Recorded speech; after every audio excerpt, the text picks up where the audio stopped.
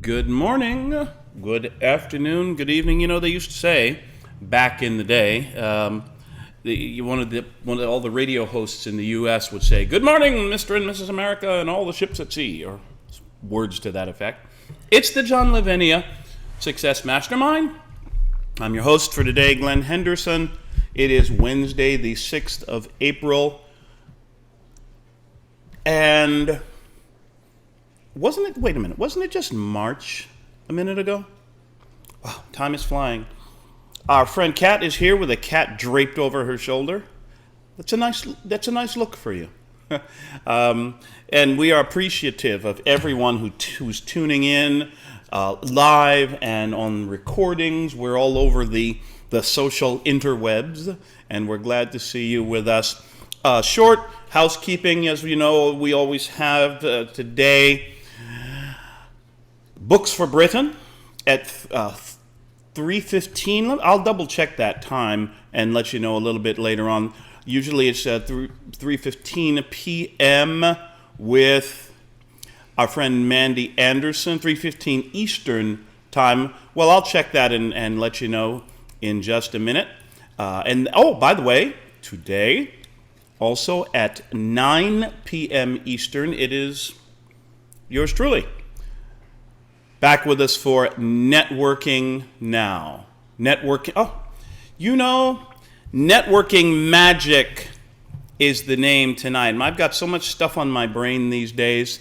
Networking Magic, we have 3:15 p.m. Eastern, Books for Britain, 9 p.m. Eastern, Networking Magic. You know why I said Networking Now? Because of that darn TV show that's going on this Friday. And more about that in a minute. Hello, Edward. Nice to see you as always. And of course, the Money Mama shows up right on time. Hey, Lindsay. Good to see you. Hey, nice to Networking Magic tonight. We've got some catching up chatting to do, you and I. Yes, we do. Going on. So we'll do that. Okay. In the meantime, yes, Networking Magic tonight. It's going to be a kind of a big one. Well, the real big one will be the next Networking Magic because of a trip that Paula and I are taking this weekend. Did I mention this? No, I guess I haven't had occasion to mention this yet. Tomorrow afternoon, Paula and I are jumping on a plane and we are heading to the Windy City, the Midway, City of the Big Shoulders, Hog Butcher to the World. You know the one I'm talking about, of course, the big bad city of Chicago, Illinois. We are heading over there for a big event this weekend. Bet you can't guess what the event is all about. Yes, Star Trek convention in Chicago this weekend. So we shall be there meeting up with some celebrities and catching up on new Trek stuff, and might even sign a book or two. We shall see. I'll let you know. Probably come back loaded down with pictures and stories and all of that. It's going to be a great time. We are very much looking forward to it. And of course, none of this is complete without our good friend Daisy. Hello, Daisy. Nice to see you. You are there. Now, it has been, oh my goodness, one heck of a whirlwind week so far. You know, a lot of the conversations that you and I have here in these Wednesday general sessions concern stuff that's going on with me.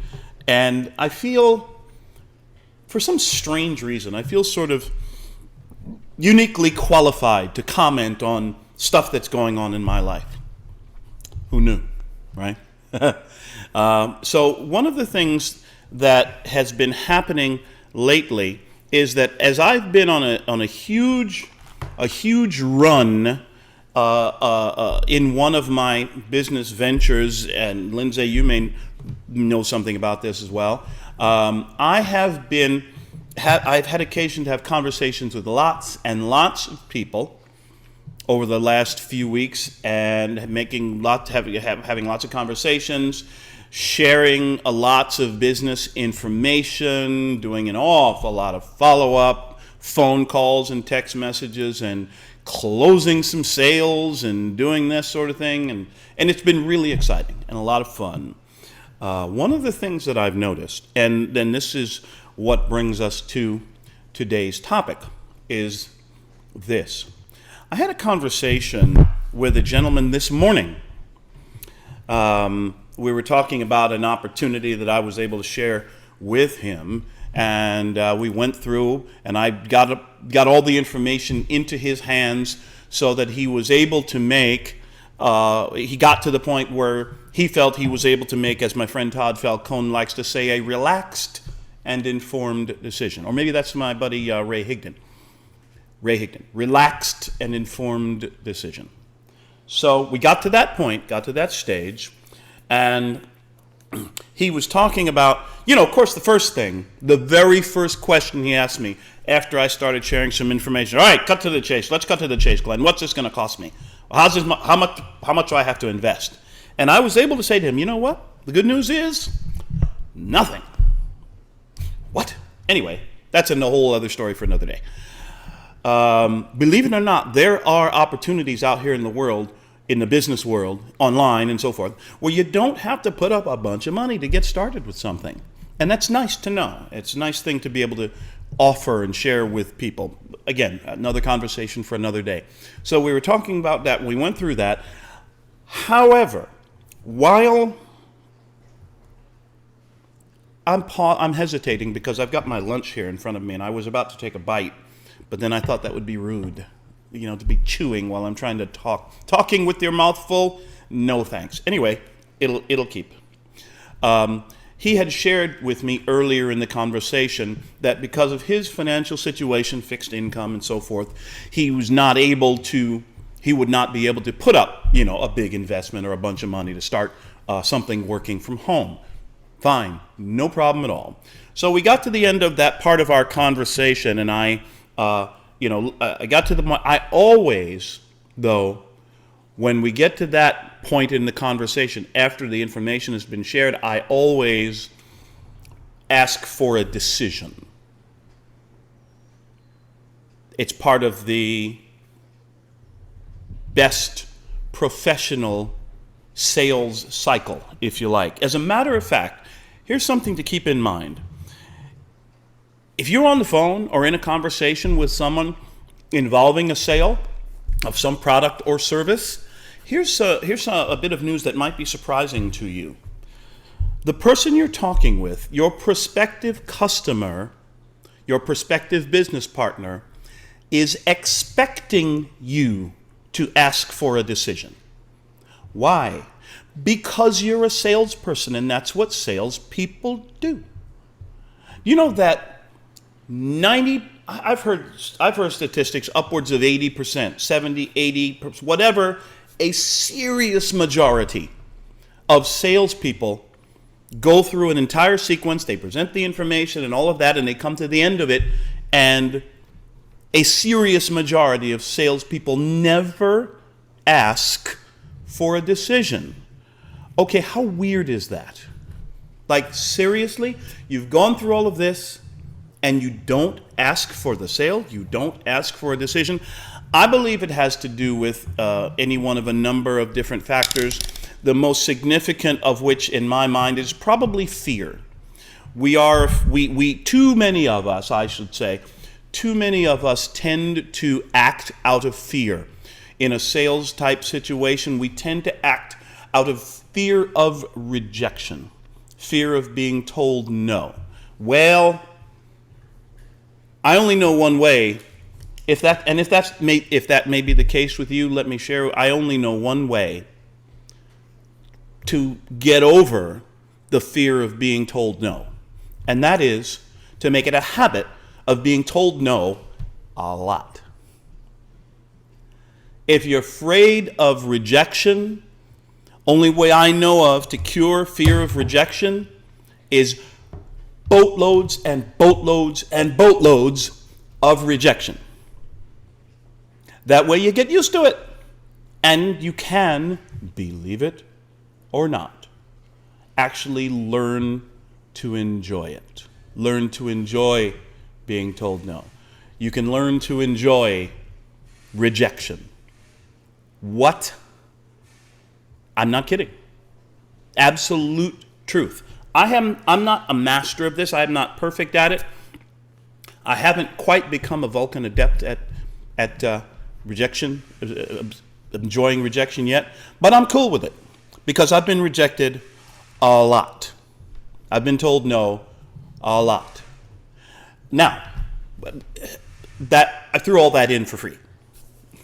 Now, this conversation I was having with this gentleman, I asked for a decision, but before I asked for a decision, like in sort of in the same process, what I did was I remembered and reminded him of the fact that he had told me about his financial situation, fixed income and all of that.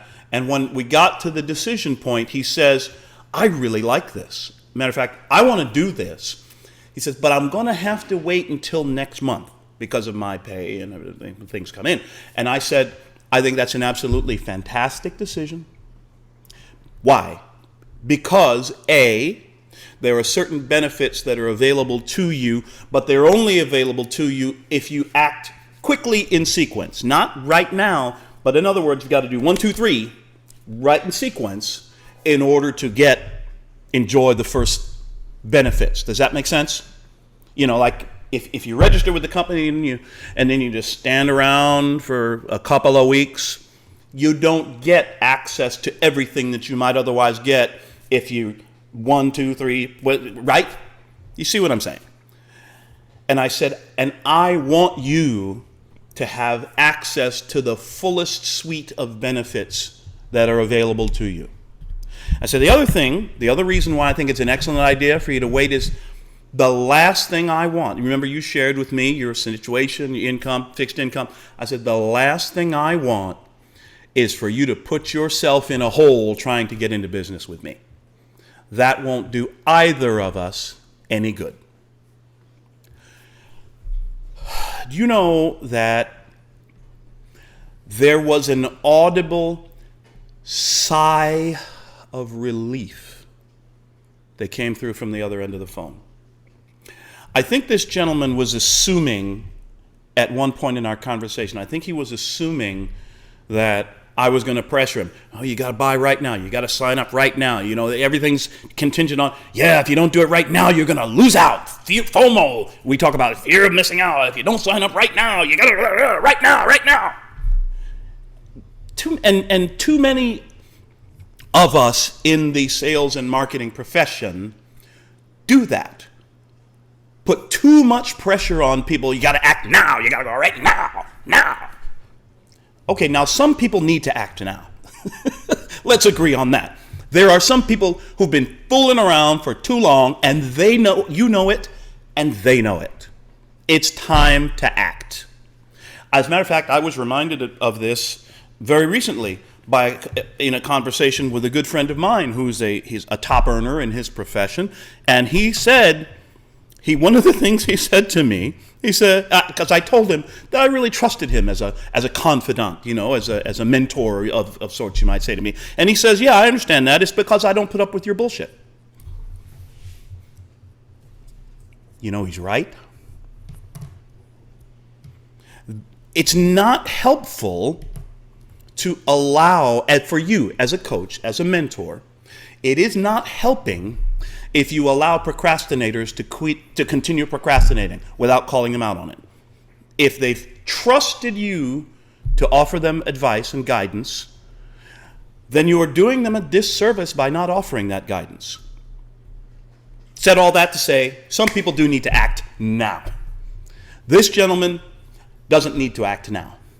In fact, he needs to wait. And I shared that with him, and I could sense the relief coming from him that I was putting no pressure.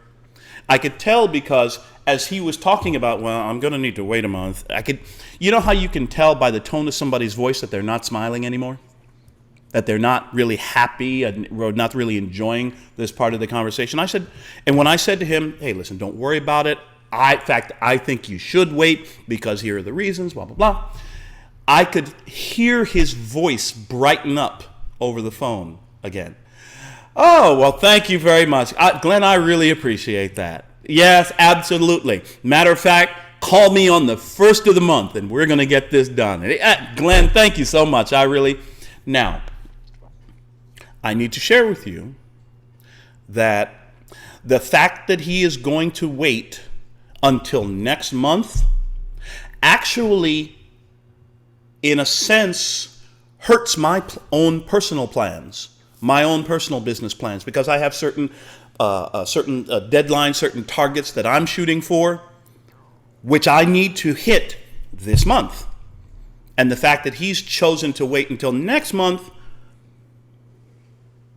I need to work a little bit more to hit my targets. And you know what? I don't care. I don't. You know why I don't care?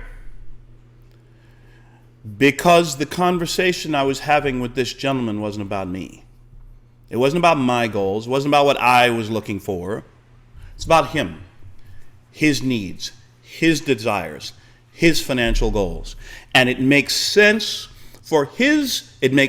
to his financial goals for him to wait a couple of weeks.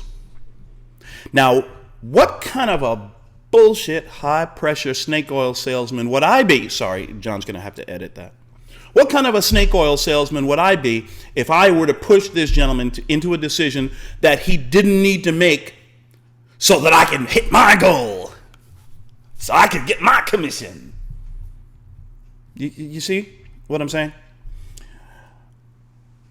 There was a film, and so we said it, just to tie a little bow around this story of the conversation with this gentleman.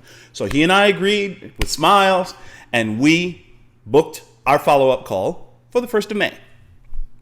Bingo. Done. And we both exchanged pleasantries, and I'm sure that we both hung up the phone with smiles on our faces. There was a movie made many years ago. You may remember it. One of those black and white holiday classics. Miracle on 34th Street. Remember? Mr. Edmund Gwenn as Kris Kringle. And I'll quickly recap part of the plot line. Kris Kringle is hired as a very kindly gentleman with a long white beard and everything else. Knows a lot about Christmas. How does he know a lot about Christmas? Well, you got to watch the movie to find that out. Anyway, Mr. Kringle is hired by Macy's department store in Manhattan, New York. He's there sitting in the Santa chair, and the kids go, "Oh, what would you like for Christmas, young?" You know, very nice, very, very cute. And one lady comes up with her son, I think it is. Anyway, son, daughter, child. The child wants a pair of roller skates. And Kris Kringle says, "Well, that's a wonderful gift." And he says, "And we have roller skates here at Macy's, but you know what? They're not that great quality, and they're very expensive. As a matter of fact, you ought to head over." He pulls a little pad out of his jacket and reads and flips a page and reads. He says, "As a matter of fact, you ought to go over to Gimbel's. They've got great skates over there, and they're $5 cheaper than we carry them here at Macy's." And the lady goes up and says to the manager of the department, "Oh my goodness, what a great policy you have here at Macy's, sending people to other stores if you don't carry what they need. I'm telling you right now, I'm going to be a Macy's customer for life." You notice she didn't say, "I'm going to be a Gimbel's customer for life because your man just sent me over to Gimbel's." She said, "I'm going to be a Macy's customer for life." What's going on here? Well, Mr. R.H. Macy, who took that on as a corporate policy for all of the Macy's stores nationwide in this film, and said, if we don't have what the customer wants, we're going to send them to our competitor, and Macy's will therefore be known as the company with a heart. How do you like that? If we don't have what you need, We'll help you and point you where you can go find what you need. And I thought about that scene from Miracle on 34th Street, which I think was made in 1947. You can check me on that. Anyway, so you can find it on wherever you download your movies. So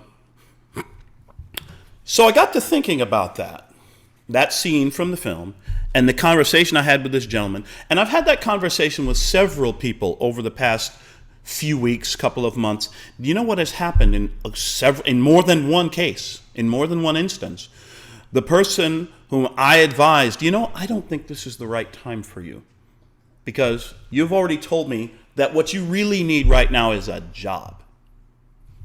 A regular job with a steady paycheck and benefits. You know what? You ought to go get yourself a job.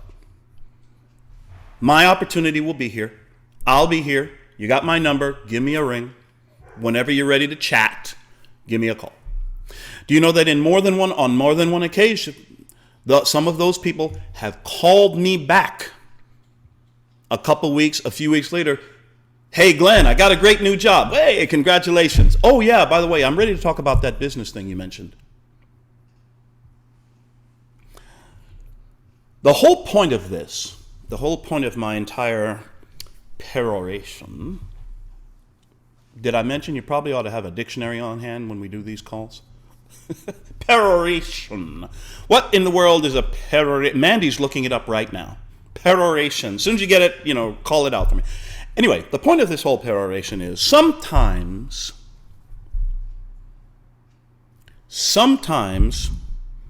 it's not the sale you make that wins for you. Sometimes it's the sale you don't make.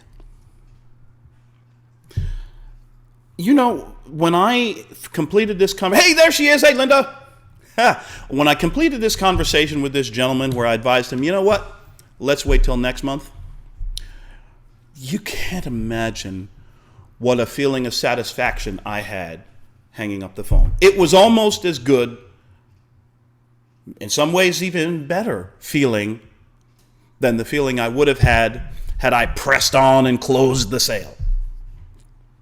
Why? Because I knew, I hung up that phone today knowing that I had acted in this gentleman's best interest. Now that's a big deal. Look, I am of the personal and cultural and, might I add, political point of view. I'm not going to start talking about politics here. I am of the personal point of view that it's good to act in the best interest of others. It should not be required that we act in the best interest. You kind of get the distinction that I'm making? Charity is one thing. Enforced charity isn't charity. But that's a whole other conversation for another day. The feeling of satisfaction, of gratification that I got knowing that I had put my own goals on hold, if only for a moment, in order to help this gentleman out, in order to make sure that this gentleman was making the best decision for himself. Boy, you can't duplicate a feeling like that. And you know what? I am confident that when he and I talk on the first of the next month, he's going to be ready to go and go to work. So that's the whole meat and potatoes of my part of the conversation today. And I think that would make a pretty good title for this for today's Gen Sesh session. Gen Sesh. Sometimes it's the sale you don't make. Ooh, that's good. Linda, that was quick. What's on your mind, ma'am? Hey, Glenn. Yeah, that was great how you framed that whole thing. Bring him. I mean, I know I've been in similar situations. It's not necessarily about the business side of it too. It's the shopping side. It may not just be good for them right now, but and then it's the following up. I'm learning yes, set that date and not leave it so open-ended, which I've been guilty of. So yeah, I was going to ask you about that, but you explained that. So Oh, by all means, and that's great stuff, Linda. Thank you. I assume that whenever we get on these calls, we get on with a pen and paper in hand to jot down a note or two. May I suggest that we all, at this very moment, jot down, there you go, 6 words. The following 6 words. Or is it 7 words? It's 7 words. You ready? You ready? The fortune is in the follow-up. yes, right. You know, one of my favorite books, I don't think I have it right here in front of me. I may have it on Kindle. If you'll bear with me for about 5 seconds, I'm going to fire up ye old Kindle account here on my computer and see if I can find the statistic from this book. There it is. Bingo. And let's see. Let's try another one. So anyway, while I'm looking for this, I will share with you the quote from the book. It's the book is called, written by Richard Fenton and Andrea Waltz. The book is called Go for No. Go for No. The subtitle being, yes is the destination, no is how you get there. I don't recall the statistics that are quoted in this book exactly, like number for number, but I can tell you this. At the extreme ends of this statistic,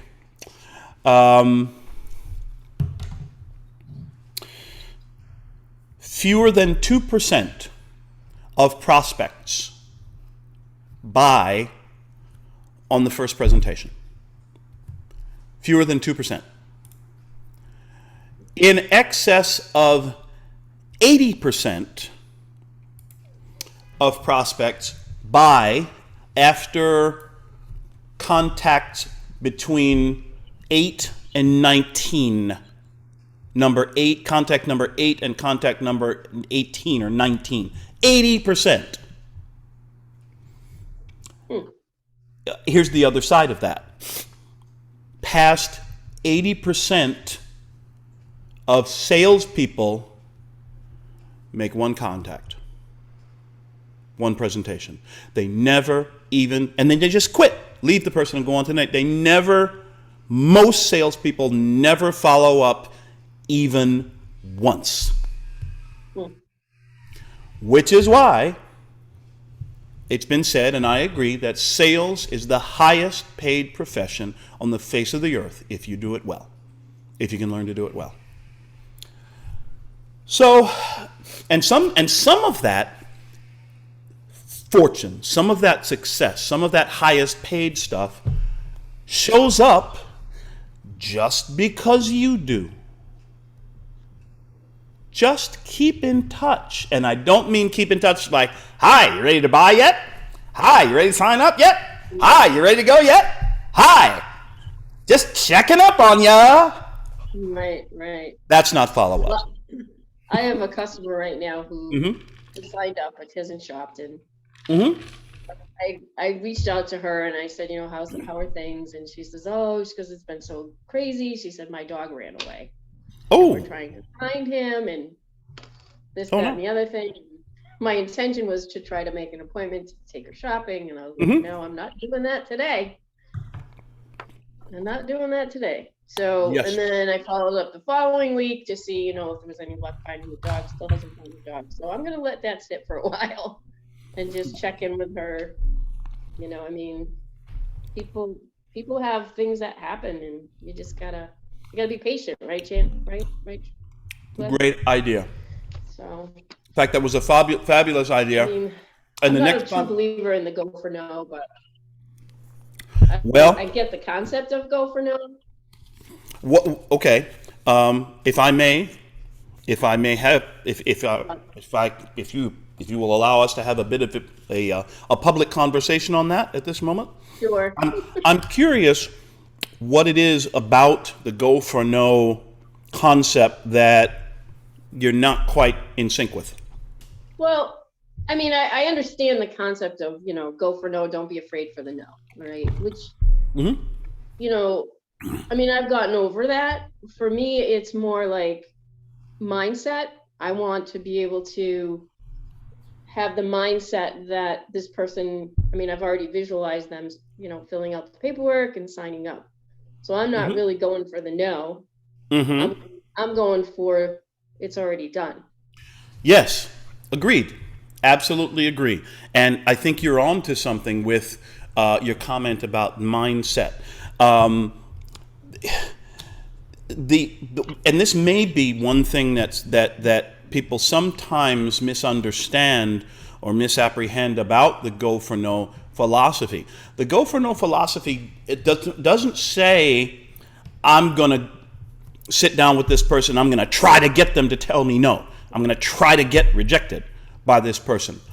What it means, as I read it, is yes, I'm sitting down with this person, assuming that they're going to do business with me, assuming that they're going to buy. And I'm going to do everything in my ability to persuade them to make a decision right now. Whatever decision they make is cool with me. And I understand as a professional, as a sales and marketing professional, I understand that I'm going to get told no at least 2/3 of the time, no matter how good I am. And what go for no says is the fact, the statistical fact that I'm going to be told no 2/3 of the time doesn't scare me. As a matter of fact, I enjoy it. I enjoy getting told no. Why? A couple different reasons. Number one, as the old saying goes, every no brings me closer to a yes. And another reason is, you know what? Getting told no a lot, hearing rejection a lot, toughens me up. Makes me stronger than most. This is why people fail. This is why the major reason why people fail in this profession, this or any other sales marketing profession, is because they get told 2-3 times and it blows them out. I can see that. You know that Sylvester Stallone, yeah, everyone knows Sylvester Stallone, Rocky, Rambo, great movies, super successful actor, producer, director, you name it, right? Do you know how long it took him to get his script for Rocky accepted and produced and movie made? He went to producers, directors, studio execs, blah blah blah, and presented them with his script, and he was rejected. Once, twice, 5 times, 10 times. Sylvester Stallone was rejected 127 times until John Avildsen agreed to make a movie called Rocky, which went on to win the 1976 77 Oscar for Best Picture and launched Sylvester Stallone's career. Now, what do you suppose Sylvester Stallone's attitude might have been after, let's say, rejection number 54, after no number 72? I read an article years and years ago written by an actress, I wonder if, I'm trying to think, was the article written anonymously or something like that? An actress in New York City, who lived in New York City. And she said something that I've never forgotten. She said, the key to success as an actor, to be successful as an actor in New York City, you don't need to love acting. What? I'm going to say that again. She says, to be successful as an actor in New York City, you do not need to love acting. No? You You need to learn to love auditioning. Going on the calls, doing the audition, getting up on stage, reciting the lines, getting told, thanks, we'll call you, thanks, we'll call you, thanks, we'll call you, thanks, we'll call you, thanks, we'll call you, thanks, we'll call you. Now, imagine being told, thanks, we'll call you, thanks, we'll call you, thanks a lot, thanks for coming by, thanks, we'll call you, well, thank you, we'll call you if we need, 127 times. Now, that's some hardcore go for no shit right there. I guess I'm really embellishing this. The point is, what Go for No says is, among the things it says is, no is a toughening agent. Rejection is a toughening agent. And only tough people succeed in sales. I'll guarantee you that. So there you go. That's my 2 cents on Go for No. There we are. Now, but to the original point, like I say, sometimes it's the sale you choose not to make that makes the most difference. Not just in the life of your prospect, but in your life as well. So be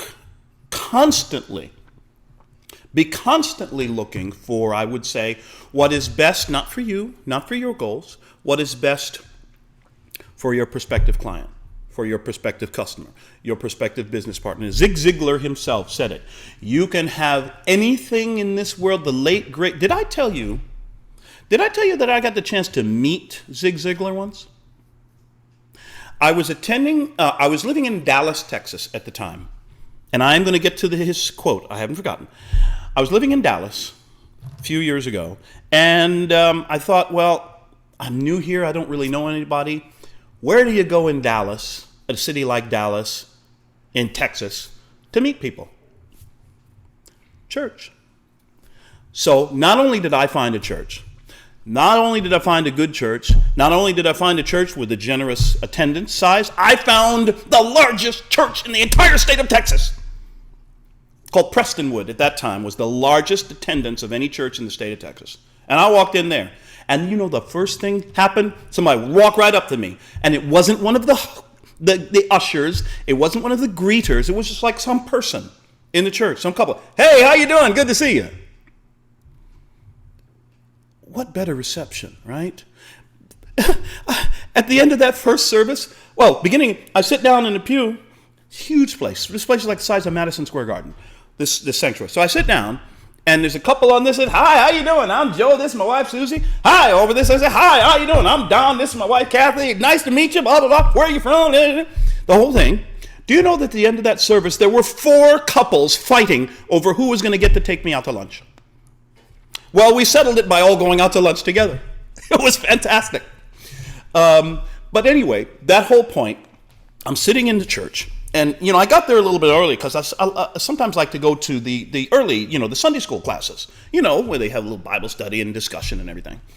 So I walked into this one particular Sunday school class. I forget the name of the class. Big room, must have been about 100 people in there. I've been to churches that didn't have 100 people. This is one Sunday school class, over 100 people. I walk in, I'm sitting up near the front because that's how I roll. I sit near the front. And I hear this commotion behind me. Oh, hey, the voice is getting brighter. And I look, because, you hear somebody has come in that everybody wants to talk to.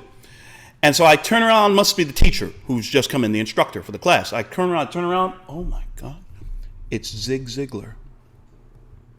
Teaching the Sunday school class.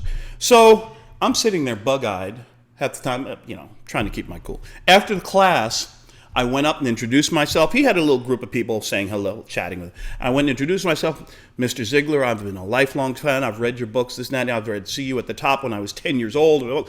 And, he was the nicest, the most pleasant, kindest Southern gentleman. He stood there and chatted with me, felt like 10 minutes. And listening to my story and sharing some experience, get a little bit of advice and, a little bit of like on-the-fly coaching to me right there was fantastic. Wonderful, wonderful man. May he rest in peace. Here's what Zig Ziglar said. He said, you can have, and this is going back to sometimes it's the sale you don't make that's best for everybody. He said, you can have anything in this world you want if you will just help enough other people get what they want. Boy, you know, when I heard that, there was a time in my life when I would twist that around in my brain. I would say, yeah, help a few people get everything I want. Yeah, you see the difference? Yeah, help a couple of people. Yeah, I'm going to get paid, baby. Usually it's the sale you don't make. I'm just going to put that out there. Help enough other people get what they want. And keep helping them, and keep helping them, and keep helping them, and keep helping them. And Wallace D. Wattles in The Science of Getting Rich and Napoleon Hill in Think and Grow Rich have assured us that if you keep doing that, if you keep helping and you keep helping, you ain't got to worry about your money because the universe will take care of you. So there you are. Help boatloads of other people get what they want and watch the money show up. Holy moly. Alrighty then. Time for me to... There she is. It's Lindsay. Nice. Hello, hello. So, yeah, it's been an interesting week. Oh, and by the way, trip. I told you, did I mention this weekend? We're off tomorrow morning. Star Trek convention. What a blast this is going to be. I'm going to see if I can drop a couple of pictures into the Mastermind Facebook page. Maybe with me with some shaking hands with some celebrity or other. It's going to be a great trip. Listen, you all, I will see you this evening. Mandy, we'll see you at 3:15. Nice to see you, Linda. Mandy will see you at 3:15 Eastern this afternoon. I will see you at 9 p.m. Eastern tonight with your network and magic. Make it a fabulous day. I know I'm looking forward to mine. See you soon, my friends. Bye for now.